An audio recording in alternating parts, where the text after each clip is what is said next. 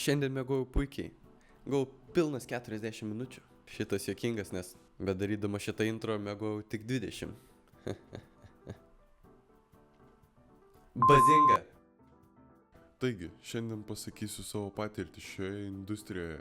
Mano vardas Aurimas. Andersonas. Ir šiandien pristatysiu tai, ką sakiau. Tai buvo intro. Gali kad...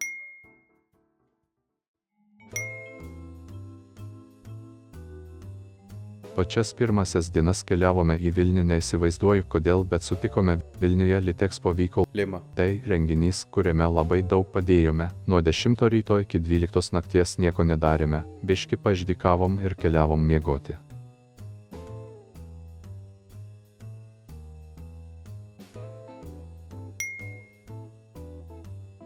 Antrą dieną atsikėlę 6 ryto papusryčiavome ir grįžom į Litexpo ruoštis pačiam renginiui vykstant keliavome į Vilnių.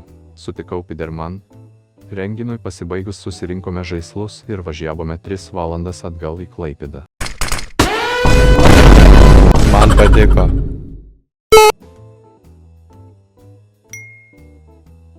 Ilsėjomės dar. Buvome iškviesti dažyti naują sandėlį. N žodis. Auri.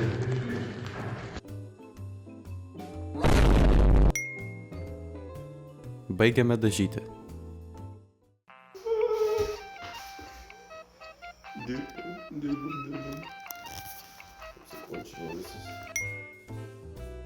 Vėl ilsėjomės. Sekančiai sekcijai neturiu ką parodyti, tai rodysiu brainrot. Ar vieną kitą nuotrauką.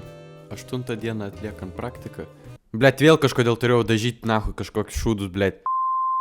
Surinkome įrangą iš naujojo sandėlio. Ruoštis plaukiko apdovanojimų šventai kultūros fabrike. Statėme LED ekranus, paruošėme visą renginį.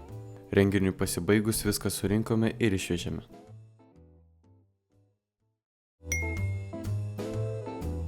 Taigi, paskutinę darbo dieną nebuvo tikėtasi, kad būsime iškviesti, bet vis dėlto buvom, nedideliam dar vieno renginio pasiruošimui, paruošiant fono projektoriui. Ir va tai baigėsi mano praktika.